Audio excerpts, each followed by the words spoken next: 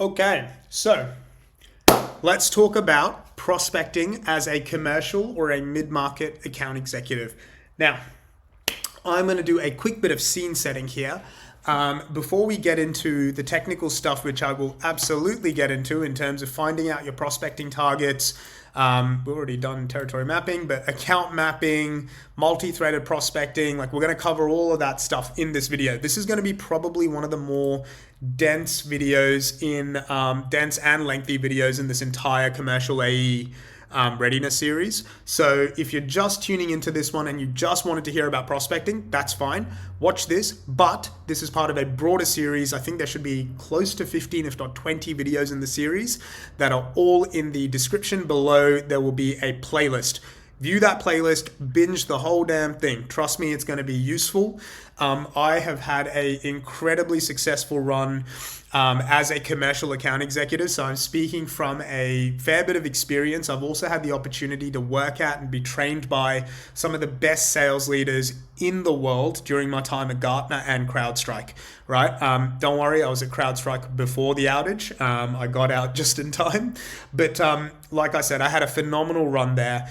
And all the stuff that I'm going to share with you, not just on prospecting, but like everything around the sales process and how you go to market and how you do discoveries and demos and go, no go meetings and all of that stuff is based on real life results and real life tactics. This is not the sales enablement handbook that, your corporate sales enablement team will throw at you. This is real shit that works in the field because it's worked for me and I can vouch on that. So, prospecting. Let's get into it. The first thing I want to just open off with, I don't want to be that, boring mindset guy, so I'm not going to harp on this for too long, but this is so important that we set the scene with the prospecting hustle mindset. And I'll just share three things with you. Firstly, you're never too damn important to pick up the phone and dial. And the reason I have Mark Cuban's photo over here is some of you might know this, but when he took over the Dallas Mavericks, the basketball team, and he was the owner of the Dallas Mavericks, not the CEO, the freaking owner, he would get people to the Dallas Mavericks games by cold calling them. He would literally call them up. He'd be like, hey, this is Mark Cuban. I'm the owner of the Dallas Mavericks. I can see that you're in the Dallas area.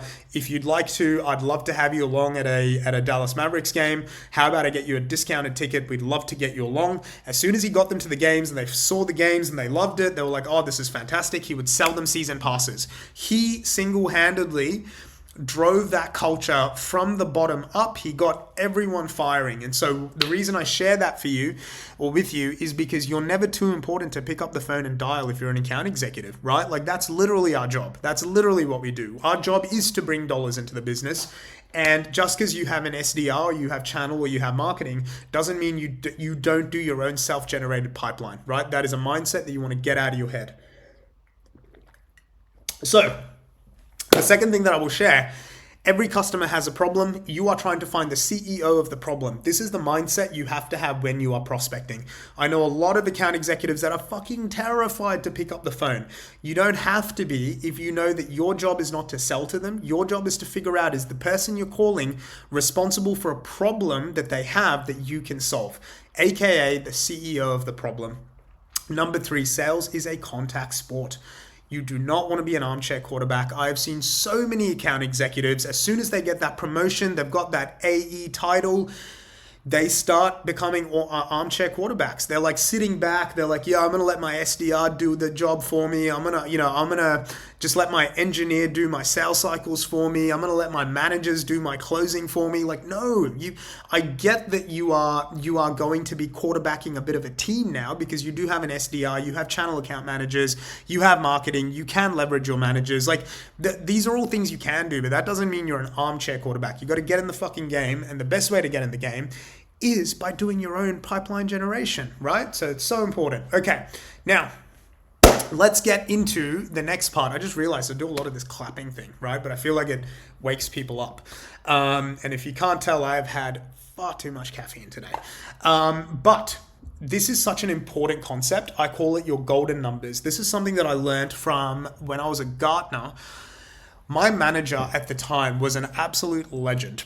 And he basically told me, look, Joe, there's 2 ways you can attack your forecast and two ways you can attack your quota. One, you can think about deals and you will go mad. Or two, you can think about how many meetings do I need to book every week to have enough pipeline? If you have enough pipeline, you can close the pipeline, because the closing part is sales execution. I will show you how to do that. But if you don't have any fucking pipeline, you don't have discoveries coming out of the wazoo, you don't have, 4 to 5 new discoveries every week consistently, at least 3 new discoveries consistently every week, you're going to find yourself in hot water pretty quickly, right? Like, your calendar should not be empty. If it's empty, you should be prospecting. You should have big blocks that just saying prospecting, prospecting, prospecting, prospecting, prospecting, right? That's if your calendar's empty. If not, you should have some prospecting, lots of discoveries, lots of demos, some negotiations, slash, go, no-go meetings and deal viability meetings. You should have some proof of concepts. Like, you should have a lot of shit happening in your calendar, right? The moment my calendar started to get empty, I was like booking meetings, man. I was getting out there and starting to generate pipeline. So, staying sane, find your golden number. How do you find your golden number? Well, that's a good question. I'm glad you asked. Well, I have a tool for you. So this is a nice little calculator to find your golden number. Now, let's say, for example, you are a typical commercial rep. You're probably rolling with like a 6 to maybe 700K quota per annum in USD ACV, or annual contract value. This will be different if you're not a SaaS rep. If you are a services rep, then this number will probably be different. It'll probably be closer into the millions in terms of services revenue, and it will probably be something else in terms of services GP, or gross profit. But if you're a SaaS rep, software as a service, it's probably somewhere between 600 to 750. I haven't seen too many commercial account executives roll with anything more than that. You do get some outlier rolls where they'll give you like $1 million commercial account exec quota, which is kind of retarded, but should be somewhere between 600 and 750. If you're really lucky, you'll be working for a company that has like a, $400,000 or $500,000 US quota, which is even more achievable, right? So let's say your annual number is 600,000, because that was my last quota when I was at CrowdStrike. And let's say my average deal size was 50,000. Realistically, my average deal size was like closer to 65,000, if I was being honest. So, if you punch your details in here, right? If you punch your details in here, this will start to tell you what your golden number is. Now, don't worry so much about this. So all you really need to fill out is, you don't need to fill this out. So I'm just going to say, don't fill this out, right? So leave that one not filled out. So all you need to do is just fill out this one and this one, and it'll automatically flow through. Essentially what it's going to tell you is number 4, that 4 is your golden number. That is how many discoveries you need to book every fucking week. That is the only number you can truly control. So in a quarter, you should be booking 49 discoveries. So you have 12 weeks in a quarter. You have 4 discoveries a week, 48, 49 discoveries. This is obviously rounding.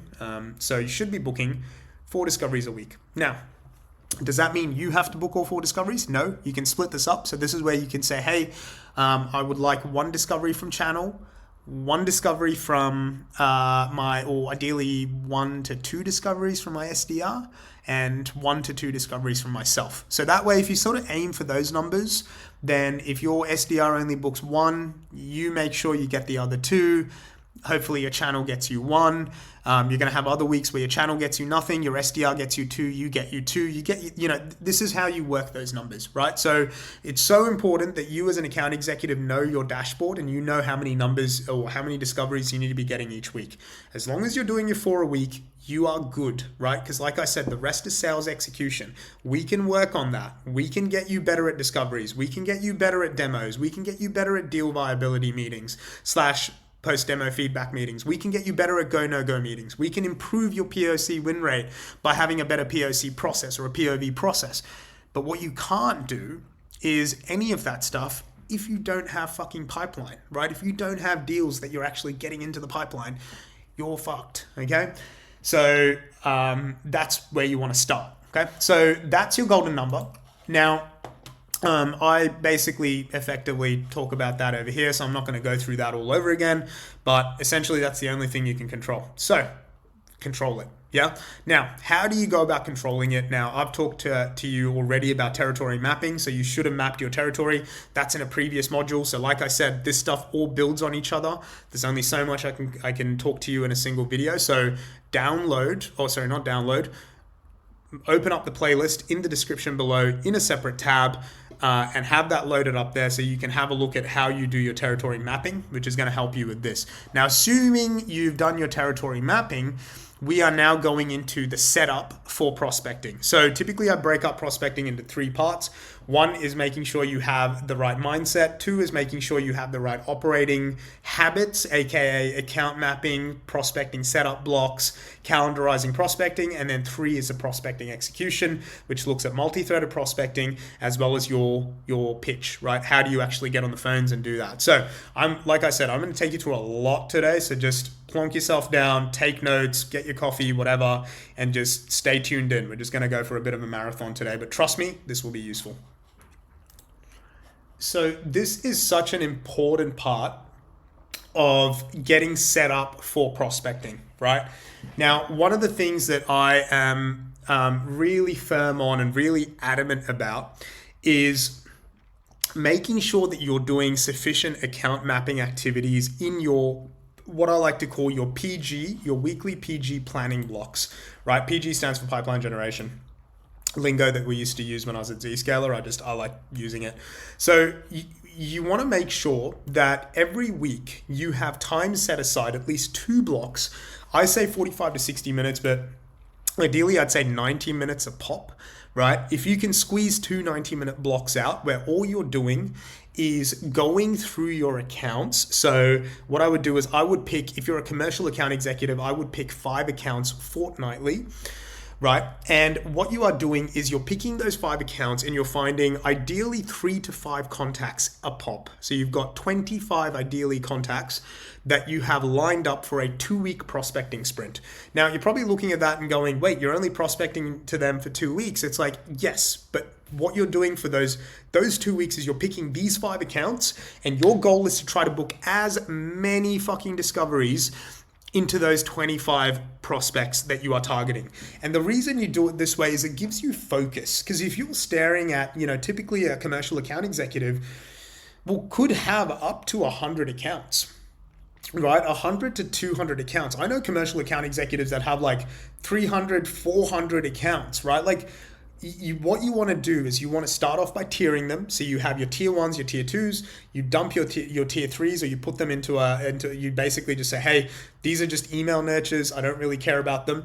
And so that way what you're doing is you're focusing on your tier 1s and tier 2s. So every week you're taking maybe 1 or 2 tier 1s, 2 to 3 tier 2s, and likewise for your SDR as well, right? You're maybe giving them 5 accounts or 3 accounts, right? You're giving them 5 contacts each. So that way you've got 15 contacts that they can go after, or maybe more, maybe 20 contacts, right? I wouldn't overload them, make them focus. So that way in a 2-week sprint, you and your SDR are covering around 45 to 50 contacts. And your goal is to try to book as many discoveries into those 50 contacts together. This is a really focused, effective way, right? The best way to eat an elephant is 1 bite at a time. So take a big fat territory, tier it, and then in your PG planning blocks, which you want to have 2 of those calendared every week. Like, I'll talk to you about this even more when I go into the operating rhythm or the operational rhythm. But essentially your operational rhythm is how are you running your weeks, right? So you want to make sure that you have these blocks. So I have 2 blocks here for 90 minutes. Well, they're actually 2 hours, but I gave it a bit of extra time. I made sure I had a bit of buffer in there if I was a bit slow that day. But essentially, you want to make sure that you've got, 1 block over here and another block over there where all you're doing is setting up for prospecting, right? It's so important to set yourself up for success. I'll go into what that exactly looks like in terms of what you're doing in that block.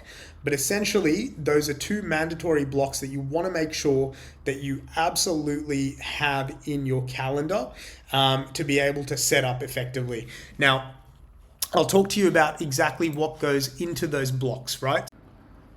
All right, so When we're talking about PG planning or pipeline generation planning, this is a way you can do it. This is not like the hard and fast or the only way you do it, but I personally love using this tool, and I use it in conjunction with my CRM. So I'll explain to you what I mean. So essentially, I use this spreadsheet over here, and it's a very simple. It's not rocket science.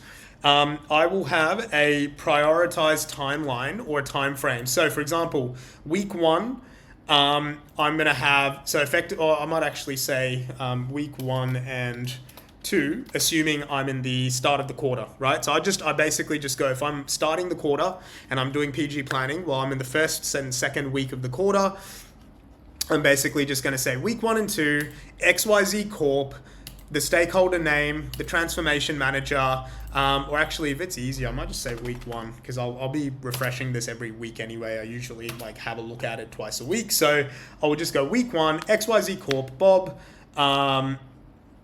Bob's role as the transformation manager. I put these details as optional because you don't want to double handle. So if this is already in your CRM, don't worry about it. Like this is more just so we know, like for the 2-week sprint that we're going to be prospecting, who do we want to focus on, right? So we don't need to go ham and like start having contacts in here and all that stuff. Like that's just double handling. Make sure that your CRM is up to date though. Like I hate it when there's like mobile numbers on a fucking spreadsheet, but then like the contact card in the CRM is not active. And then like if someone needs to call them, they don't have the number. Like it just starts getting painful.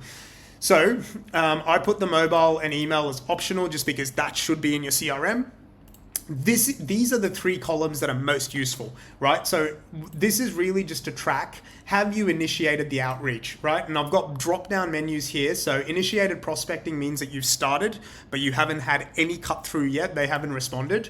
No response after 14 days. Well, that's a no-brainer, right? So you've done your prospecting outreach sequences, which by the way, I'll talk to you about the triple sequence.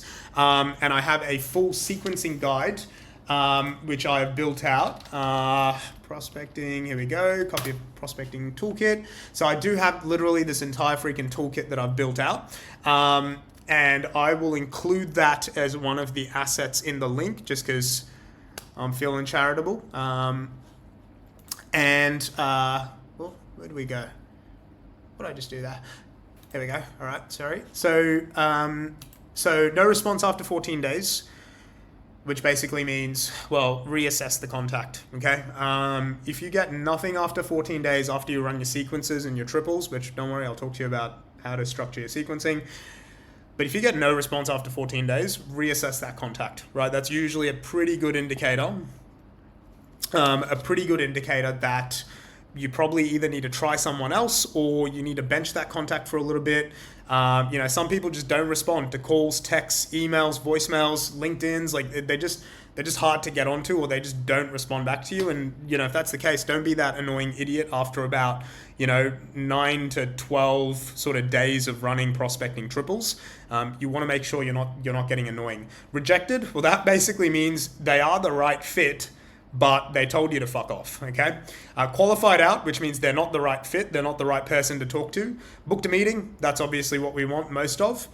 And benched for now means that you are going to be... And a benched contact is obviously just parked for now, right? So we're not going to engage them any further. The reason I say benched is if you get no response after 14 days, like you've tried everything, you've done all your triple sequences, you've done the call, voicemail, email, you've done call, voicemail, text, call, email 1, LinkedIn, like you've done the triple sequences, which I'll talk to you like what those sequences need to look like. But assuming you've done all of those and you still get no cut through, it's probably time to bench them, right? The last column or the second last column I have here is who owns this account, who owns this contact. So sometimes like what I will do is I might pick the same account, but I might give my manager, someone that's quite senior up that I can tell I know that they have a relationship with. I'll be like, hey, you know, if my manager's sold to someone in another account and they're in the account that I'm looking after now, I'll be like, hey, can you prospect that person that you closed a deal with before, right? So I'll delegate some responsibility out, and this is just for me to track it. I've got referrals from my colleagues. So if I know someone has connected with someone on LinkedIn and they have, again, done business with them, then I'll make sure that I tag that as a referral, and then I'll follow it up with the person that I asked for that referral, and I'll say, hey, Connor or Bob, have you gotten me in touch with that person? Or hey, here's an email, can you send it to that guy? Try to get me an introduction. I'll obviously tag my SDR, and then of course I'll tag myself for any self-generated pipeline. This, guys, is a really clean, simple way to just track you know, what's happening in those sprint cycles, right? So like I said, work in 2-week sprint cycles. So you'll have your, you know, we'll say week 1, and we'll say week 2, and we'll say week 3. And so I would basically have, like, you know, assuming you go 5 accounts every 2 weeks, then I'd basically just say list out your 5 accounts and contacts, tag it as week 1. At the end of your week 1, review all of them, update them to week 2, run your second week sprint, and then you know at the end of those 2 weeks, like, who hasn't gotten cut through, who has gotten cut through. So it's a little bit of a process just to see what's going on, but this will give you some good oversight. Now, when it comes to actually tracking the sequence activities, meaning it's like day 1, day 3, day 5, day 6, like whatever your activities are, whether it's call, voicemail, email, you know, call, no voicemail, email 2, call, no voicemail, email 3, you know, call, voicemail, LinkedIn 1, like whatever the sequence is, track that on your CRM. This is purely just a high level kind of overview of, you know, who am I going after in my 2-week sprints, right? So when you see that you've hit an account for 2 weeks in a row, it's like, okay, I've hit an account 2 weeks in a row. I've gotten a meeting booked in with this guy. I haven't gotten a meeting with this guy. Don't really technically need this guy. Okay, I'm good. I can park this account. I can look at another account, right? So that's how you want to start using this to just get some oversight into where you're going. Now, going back to the unified, well, not the unified sales dashboard, but let's go back to the PG planning tab. Now, you'll see over here, I've also got a section for talk tracks and messaging, right? Now, what you want to do is when you're preparing for your call blocks, you want to also like go through all of the people that you're looking at, right? So let's take Bob over here. Bob's a transformation manager. What you want to do is go on to Bob's LinkedIn, okay? And I'm a big fan of this. Have a look at their LinkedIn to see if you can get some data, right? So for example, when I was prospecting to the Chief Technology Officer of Hoyts, I could see here on his LinkedIn that he literally had implementing remote monitoring as one of his projects. Now, when I was at Zscaler, that's when I was doing this particular prospect, we had a solution that could address that problem. So what you want to do is make sure that during your prep blocks, you are actually going and finding some tangible information that you can use during your calls. The other way you can do this, if there's nothing on their LinkedIn, have a look at the company they work for and see if you work with any of their peers. That's another really good way to warm up the call. The third one, and guys, this is fantastic, is someone can be working at a company, but they may have previously worked at a company that is already a customer, right? So again, anything to create familiarity, right? So that can be easily found on LinkedIn as well. Between these 3 methods, you can find any way to warm up a call. Honestly, like, they will either have something useful on their LinkedIn, they may potentially be working at a company that you work with one of their competitors or peers, or they were previously at a customer that's already procured your solution. And all 3 ways are great to identify something to make the call stickier and make some, you know, create some familiarity. The other thing as well, and I see a lot of reps get this wrong, is this should be identified during the call planning blocks, right? So during your PG planning blocks, that's when you got to do this work. Don't be doing this work like when you show up to do cold calls. That is like not ideal, right? Like I see so many reps, oftentimes they show up and they're literally coming for their call blocks and they're like, oh yeah, let me start doing some of this prep work while I'm trying to make calls. Like, that is so inefficient, right? You want to do this work ahead of time so that you're able to then be really efficient and really effective. The other thing that I'll say is, so confidence and conviction, like you can literally say anything, but if you're confident, you have massive amounts of confidence and conviction, it comes through on the call, right? Now, obviously, I'm not telling you to just get on a call and say anything, which is why I have a structure, which I'll talk you through in a second. But it's so important to have that confidence and conviction. And confidence and conviction, guys, comes from belief in your product. So how do you develop that belief in your product? Well, it's right here, right? Prior to cold calling, make sure that you familiarized yourself with 3 to 5 customer stories. Whatever solution you sell, you can find 3 to 5 customer stories. It's really straightforward. You can either speak to your colleagues and say, hey, give me some references of really good customers that absolutely love us in the region you're selling in. Or you can have a look at the global reference list and read a couple of the case studies and just become familiar with it, right? And so the best format to follow is problem, how you address the challenge, and your outcome, right? So you take a story of a customer. So for example, if I'll create one right now. Let's say XYZ Corp. XYZ Corp's challenges are, identity security. They had lots of contractors. They didn't know which contractors were getting access to what. They had no centralized way to manage them. How you address the challenge, you had an identity platform that was able to actually address all of those challenges by securing the identities, by protecting organizations, by providing them ability to manage privileges and get visibility into all the various accounts and where those accounts were going, so you could limit access and potential risks. And the outcome could be that you prevented a breach because you saw that there was a number of compromised identities that were trying to get access, and because you were able to block it, you were actually able to stop a breach because the companies that were trying to access your systems, they were actually compromised already. And because you're able to do that, you stopped a downstream attack. That is an example of a story, right? So you take the problem, how you solve the problem, and then the outcome that you delivered to the customer, right? So what you want to do is take 3 to 5 customer stories and get really freaking familiar with it. And I recommend that once a week you have a 30-minute block where, what you do is you just learn one more customer story. What this does, it constantly gives you customer stories so that you can keep fresh, right? So you have a constant sort of fresh source of stories that you can share on calls. This also is useful because it gives you a lot of confidence that your solution is good. Companies trust you. Like, people like what you sell. And when you believe that, that comes off in how you deliver the message to people. The other thing that I recommend is build out a name drop list, right? Or access a public reference list. This is really useful because you want to be able to reference customers quickly, right? So when you're on a call, right, and you call someone up and they're like, hey, sorry, who are you guys? You say, oh, look, no worries. I mean, we work with a number of folks in healthcare. We work with St. Vincent's Health Australia. We work with Cavalry Care.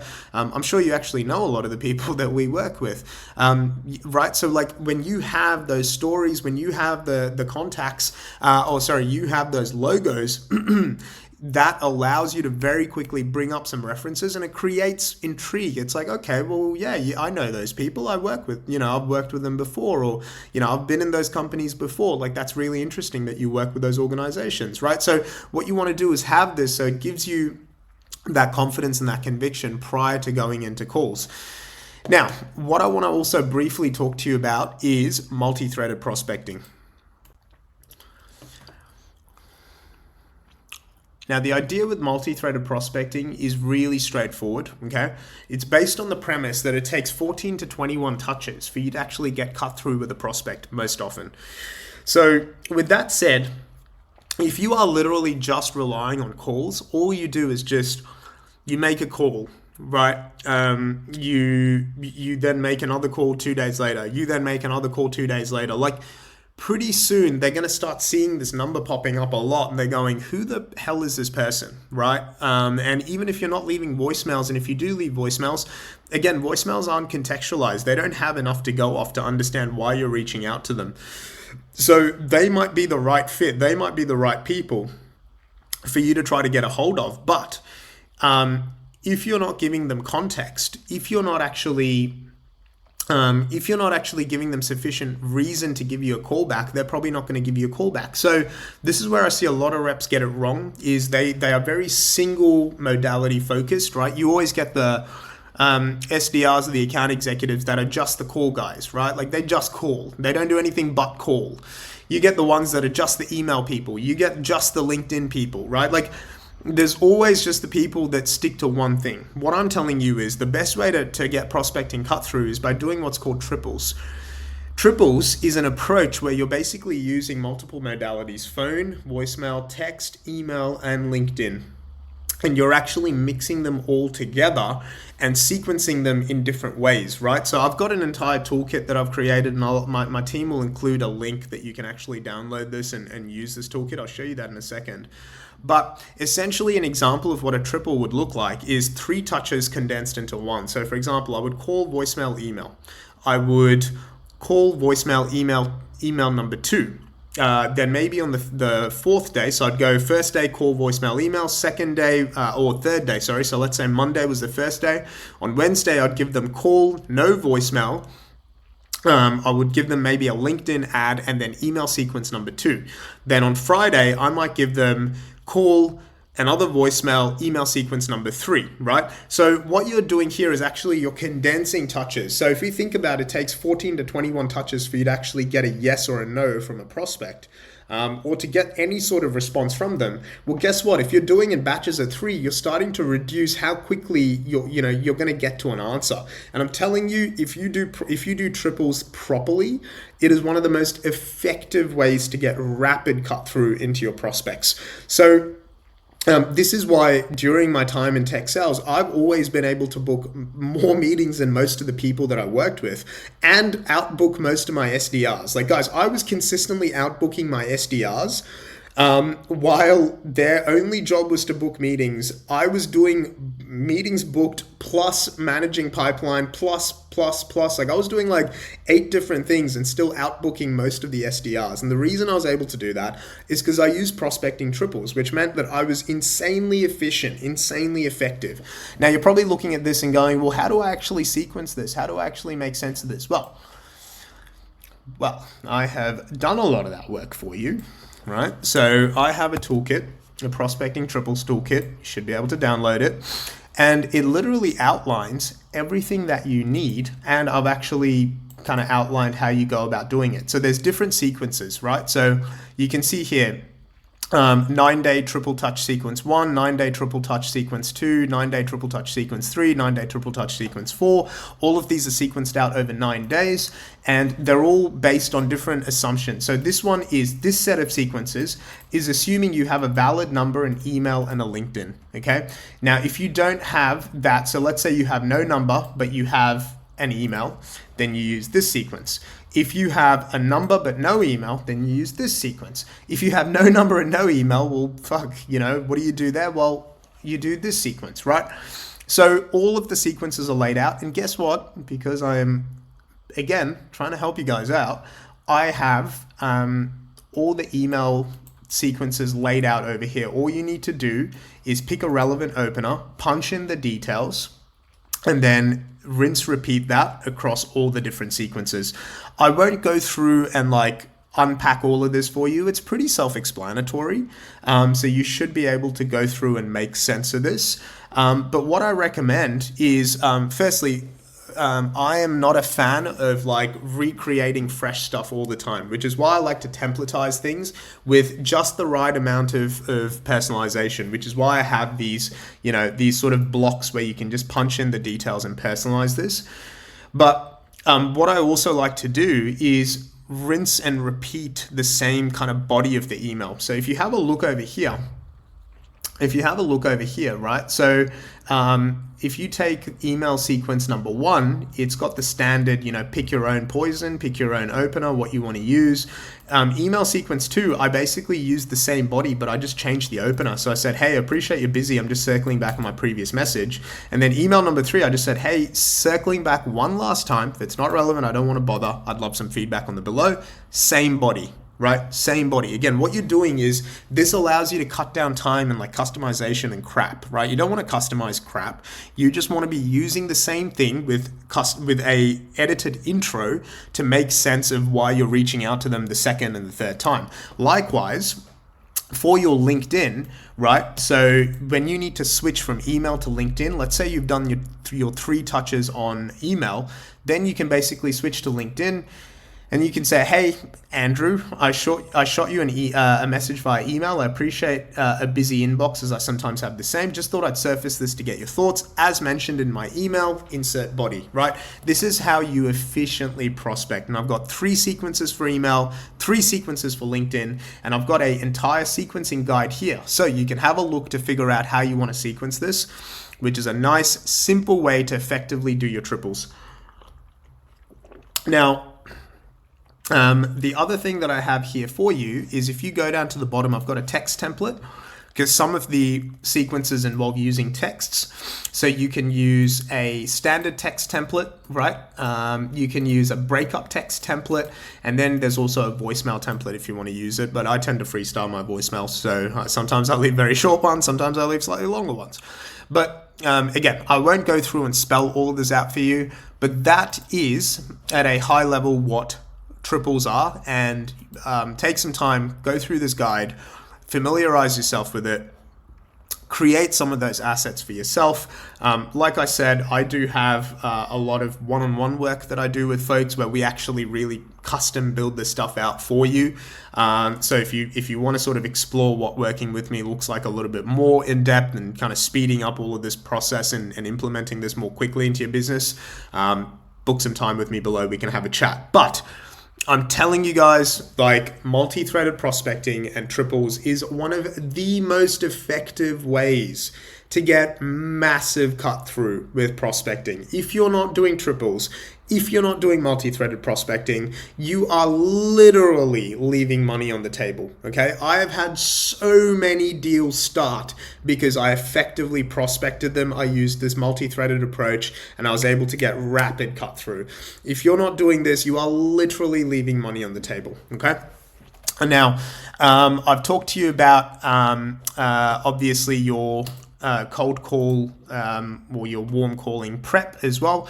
Just one note on this, by the way, any of your talk tracks from this, you want to make sure that you're putting it into your talk track / messaging over here, right? So you want to make sure that, again, during your prep block, you're doing this work, okay? Don't skip this, because I'm telling you, it's all about being prepared, because the one shot you get, you better get that shot. You better not miss. And the best way to make sure you don't miss is by being prepared, okay? I see so many reps miss the opportunity to get a meeting booked because they show up onto that call and then they're like, you know, they're surprised someone picked up, and then they just bobble it. They're like, oh, you know, can I get some time with you? And then the guy's like, no, like, who are you? Why are you calling me? Like, there's no value being created. Shortcut all of that by following these steps, okay? It makes you highly effective. Now, let's get into the fun stuff. How to do a cold call, or as I like to say, a warm call, because no call is cold. You can warm it up. So, like I said, no cold call is truly cold, right? So, how I like to run my cold calls, very straightforward. I've broken it down into 3 different sections, right? So, the first section is essentially the opener, and what I like to call finding the CEO of the problem, right? So it's very simple, and I'll literally role play it as if I was calling you through the screen, right? So I'm going to pretend that I'm calling from CrowdStrike. So I'd literally call you and I'd say, hi, it's Joe from CrowdStrike. How have you been? I'm just, by the way, pause, time out from the role play. The reason I say, how have you been, or have you been, is because instead of saying, how are you been is actually a pattern interrupt. When you say, how have you been, it actually implies that you have spoken to them before, and it immediately creates some sort of familiarity. But like I said, it's a pattern interrupt. So they go, I've been good. And then in the back of their mind, they're like, Joe, CrowdStrike. That gives you just enough, right? Just enough kind of leeway to be able to get in with the intro, which is really the key part. We want to be able to slide in with that intro because that intro is your foot in the door, right? And essentially what I say, by the way, I'd gauge their response, right? So if they say, yeah, I'm good, and they sort of have this like tentative tone of like, yeah, I'm good. Wait, Joe, CrowdStrike. And then you pop straight in there with the intro, right? So you say, hey, you know, let's say their name's Bob. You say, hey, Bob, look, like I said, calling from CrowdStrike. Look, context, we help a number of folks in your space, and you want to drop a couple of references, okay? So this is where I'd usually say reference 1, reference 2. So we know how I talked about having that name drop list. That's why you have that name drop list, right? So you want to have that name drop list next to you. So you know if you're calling a healthcare company, you got a couple of references you can reference right away. So you can say, look, Rob, like I mentioned, Joe from CrowdStrike, we actually work quite closely with Calvary Care and St. Vincent's Healthcare Australia, specifically helping them with their detection and response of advanced cyber threats. Hey, I appreciate I've reached out to you out of the blue. I just need a little guidance. I'm not sure if what we do is relevant to your company, but I'm looking to share some context with the right person who looks after cyber response. Out of curiosity, is that up your alley? Is that something that you are responsible for or take an active interest in?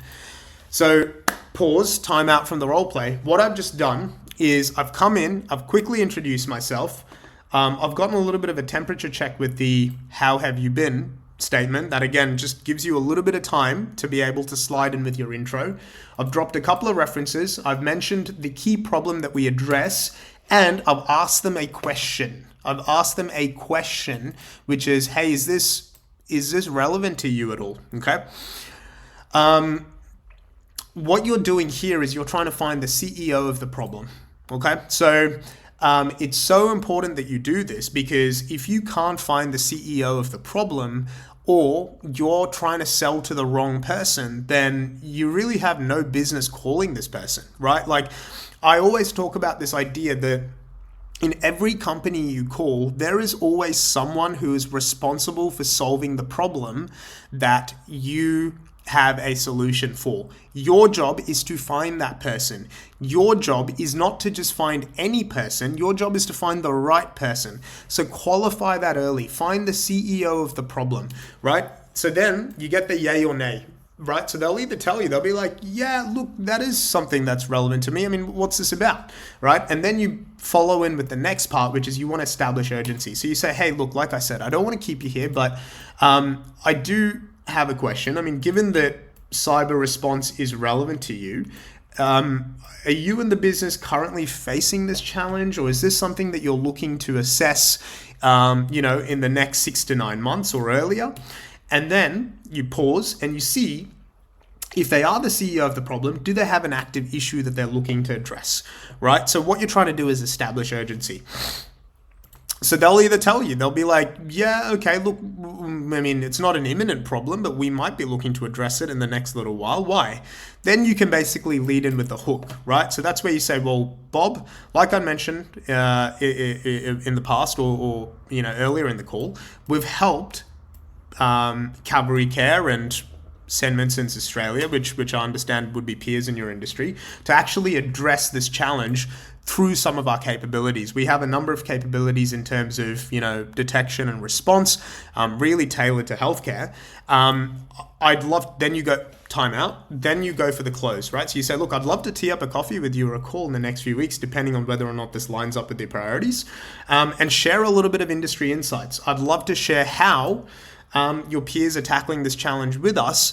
And I don't want to keep you on this call and flood you with details now, but if it's relevant to you, I'd love to give you a little bit more insight over a bit of a chat. Would you be open to setting up a bit of a chat to explore this a little bit further? Then you lock in the time, right? So this is the ideal structure you want to follow. I was using this at Gartner. I was using this at CrowdStrike. I was using this at Zscaler. I'm telling you, this shit works. Now, what you want to do is wordsmith this and find your own variation, right? Because I have slightly different words that I would use. You would have slightly different words that you would use, but you want to follow this structure. Open the call, find the CEO of the problem, establish urgency, lead in with the hook and give them a mini value proposition, close the call. Now, after you lock in the time, what you want to do, and this is such a powerful technique, I like to call this the agenda, kind of like the agenda close, right? And what you're doing here is you're basically saying, hey, by the way, just so I can come prepared with the most relevant data to that session, I mentioned a few things above. Is there anything specific you'd like me to hone in on, right? What you want to do is, and let me just highlight this actually, right? Then you want to ask them, whatever they tell you, say, hey, is that an active priority? Is there any secondary priorities you'd like me to cover, right? So what you're trying to do here is you're basically saying, hey, for that call that we have coming up, is there any specific stuff that you'd like me to cover, right? What would make this the most valuable use of your time? And this is a two-part kind of technique that you're using. Number one, what you're doing is you're going to increase your show up rates, right? Like the likelihood of them showing up to this call is way higher because you're asking them this question. What you can also do is you can take what they share, put that into the agenda in the call invite that you're going to send them, and also as an added value, if they shared something that you have a nice white paper for, include that in a quick email to them when you send them your details, right? This is how you start to differentiate yourself as a mid-market or a commercial account executive, right? It's these little hacks. So let's just go top to bottom again, right? And I'll give you another variation of what this call could sound like so you can just listen to it. And I'll literally do the call again. And if you need to record this or download this, do what you need to make sure that you have this call flow, right? So let's do this. Let's say I'm calling you. Ring, ring. Hi, it's Joe from CrowdStrike. How have you been? Hey, Bob, as I mentioned, Joe from CrowdStrike, we actually work with a number of folks in your space, such as Cavalry Care and St. Vincent's Australia. We actually help them with their cyber detection and response of very sophisticated cyber threats or anyone that is trying to get access to their data. I appreciate I've just reached out to you. I just need a little bit of guidance. I'm not sure if what we do is relevant to our to your company, and I'm just curious, that whole area of cyber detection and response, is that relevant to you? Are you someone that kind of takes an interest in that or looks after that area? Hey, thanks for that. Like I said, I don't want to keep you here and I don't want to give you any sort of pitch. I do just want to clarify one thing as well, and maybe I'll give you a tiny bit of a context around what we do in this space. But given that cyber detection and response is relevant to you, are you in the business currently facing that as a challenge? Is that something that you're looking to reassess if you maybe have some existing partners? Or are you exploring this sort of in the next 3, 6, 9 months or earlier, right? Is this an active priority or a bit of a mid to long-term priority for you? Well, thanks for sharing. Like I mentioned just earlier in the call, we have helped a number of folks in the healthcare space. You probably know some of those people in those companies that I mentioned. We've got long-standing relationships with them. We actually help them address those challenges with our capabilities. We have a number of detection and response capabilities. I won't go into the details now, but what I'd love to do is, if you're open to it, I'd love to tee up a coffee, or we could do a Zoom. Me personally, I'm getting a little sick of Zooms just with all the work from home stuff. But if you're free in the next couple of weeks or in the next month, depending on your timelines and how this lines up with their priorities, I'd love to share some industry insights, some stories of how we're working with your peers and helping them tackle this challenge. Would you be open to teeing up some time in the next couple of weeks to discuss this a little bit further? Thanks for that time. I'll send you the invite. Hey, just so I can come prepared with the most relevant stuff for that call, the most relevant insights, the most relevant data for that call. I mentioned a few things before around who we work with and roughly how we work with them, but is there something specific that you'd like me to hone in on, right? Is there something that would be really useful for you to understand on that catch up? Awesome. I will send through a calendar invite with those details so that we can catch up at that time. Time out, finish the role play, right? So this is the ideal call structure, right? Now, like I said, the words can change a little bit. Like I haven't word for word given you the exact verbatim, but what you want to do is really just follow that structure. open the call, find the CEO of the problem, establish urgency, give them a mini value proposition, lock in the time, do the agenda close, get off the call, send them the invite, include what they said in the agenda, send them a white paper or send them at least an email with your details and recap some of the things that they shared with you. That is how you stand out as a mid-market or a commercial account executive and start coming off as highly credible and strategic from the get-go. Now, this is not an easy way to do a cold call if you've been operating a different way, right? But it is a highly effective way. So take some time to actually rework your script and use this framework, use this template. I'm telling you, this shit works. I've had blitz days where I've comfortably booked anywhere from 10 to 20 meetings in a day. New discoveries, right? On blitz days, not like every day, but on blitz days, we've literally done this stuff, right? Like I'm telling you, this framework works. It's highly effective and it's very strategic. It gives you a lot of credibility. Now, there's a couple things that I'll also mention here. What I like to call cold call no-nos, right? And again, I know I keep saying cold call, but really no call is ever cold. You can find ways to warm it up. But here's some no-nos. Firstly, never ask a sensitive professional questions too early.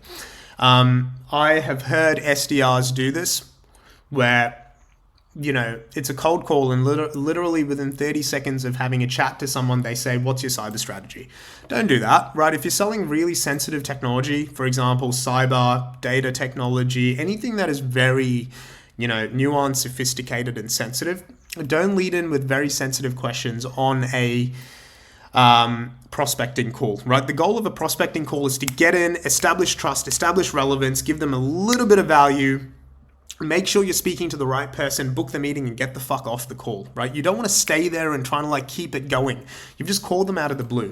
The next thing is this a bad time? Like no shit, dude. It's always a bad time, right? Especially with execs. They never have a good time. The other one is this is a cold call. You don't tell someone this is a cold call, right? And like I said here, you're not a fucking appointment center. You're a business professional, right? You never see a CEO calling another CEO and saying, hey mate, this is a cold call, right? They show up and they're like, yo, it's Joe. I'm the founder of this company, right? You want to come in with that big sales energy, right? You're not an appointment setter. You're a business professional. You work with their peers in the industry. Your company supports some of the biggest names in the industry. They are lucky to be getting a call from you. That is the attitude you want to show up with in B2B tech sales, right? You want to come in with that big sales energy. Not knowing what you do in depth, right? And not being able to articulate that in simple terms. Like, this is a huge problem, right? Like, if you don't know what you do in depth, it's because you haven't done the work to understand your solution. The best way to understand your solution is go back up the modules, look at the modules where I talk about how to build out your ICP, your ideal customer profile, and start with the pain points. What pain points do you solve for your customer? Get really fucking good at understanding customer pain points. The other part is you want to make sure that you understand customer stories really well, right? 3 to 5 customer stories. Take the time to understand customer stories, learn them in the format that I recommended, start with the problem, then articulate the solution, and then articulate the outcome. Be able to do that really, really fluently. That is so critical. Anyways, I know that this is a pretty dense video. I've covered a lot of stuff in here. There's a few different assets that you can use as well, right? So I've obviously got the prospecting toolkit over here. So my team will have that included, so you can access that. So go ahead, download some of these assets, go through the cold call script, make this your own, right? Like edit it slightly, make the verbiage, you know, the sort of language that you would use, but use this framework. Trust me, it works. It's highly effective and it takes the pressure off you to try to pitch them. You're not trying to pitch them. You're trying to find the right person with the problem that you can solve for. When you make that mindset shift, prospecting becomes way easier because you're not trying to pitch, you're trying to advise, you're trying to find the right person. You're trying to make someone's day better by getting them access to a solution to a problem that is literally keeping them up at night. Okay? Anyways, hope that was useful. We've got some more stuff to get through in the next few videos. Like I said, this is part of a broader series of mid-market account executive readiness. The playlist is down below. Access that playlist. If you need any further help or you're really struggling, then book some time with me. We can have a chat and see if there's any value in us working together. that was useful. I'll catch you on the next one. Take care.